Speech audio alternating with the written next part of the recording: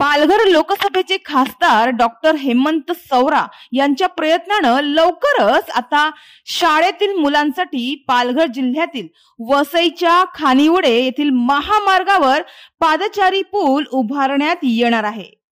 वसईच्या खानिवडे येथील दुर्गम भागातील विद्यार्थ्यांना शिक्षणाच्या दृष्टीनं अत्यंत महत्त्वाचं स्थान असलेल्या वसई खानिवडे येथील प्रतिभा विद्या मंदिर शाळेसमोरच्या महामार्गावर पादचारी पूल असणे आवश्यक आहे।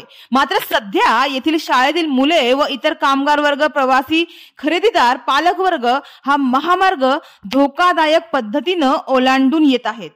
त्यामुळे या ठिकाणी पादचारी पूल उभारण्यात यावा अशी मागणी येथील स्थानिकांनी आणि राजकीय पक्षांच्या कार्यकर्त्यांनी पालघरचे खासदार डॉक्टर हेमंत सौरा यांच्याकडे पत्राद्वारे केली होती।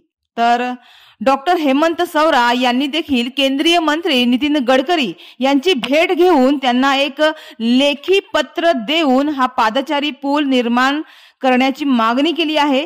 यामुळे आता लवकरच विद्यार्थ्यांच्या सुरक्षेच्या दृष्टीने महत्त्वाचा असलेला हा पूल होईल अशी आशा या भागात पल्लवित झाली आहे।